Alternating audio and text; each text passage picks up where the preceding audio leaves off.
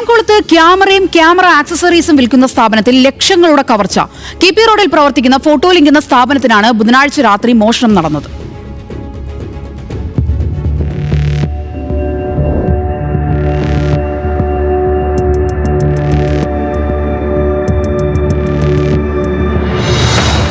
വ്യാഴാഴ്ച രാവിലെ ജീവനക്കാരെത്തി കട തുറന്നപ്പോഴാണ് മോഷണം നടന്നെന്ന് മനസ്സിലാക്കുന്നത്. ക്യാമറകൾ, ഗോപ്രോ, ലക്ഷങ്ങൾ വിലമതിക്കുന്ന ക്യാമറ ലെൻസുകൾ, മറ്റ് ആക്സസറീസുകളും ഉൾപ്പെടെ 6 ലക്ഷം രൂപയുടെ മോഷണമാണ് സ്ഥാപനത്തിൽ നടന്നിരിക്കുന്നത്. കടയുടെ പിന്നിലത്തെ ഭിത്തി തുറന്നാണ് മോഷ്ടാവ് അകത്തു കയറിയത്.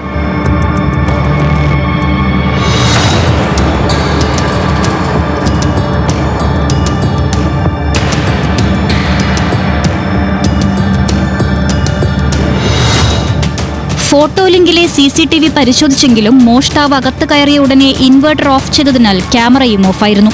കൂടുതൽ ദൃശ്യങ്ങൾ CCTVയിൽ നിന്ന് കണ്ടെത്താനായിട്ടില്ല.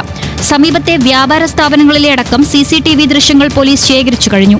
ഓണക്കാലത്ത് മോഷണങ്ങൾ ഉണ്ടാകാതിരിക്കാൻ പോലീസ് പെട്രോളിംഗ് ശക്തമാക്കണമെന്ന ആവശ്യമാണ് നാട്ടുകാർ ഉയർത്തുന്നത്.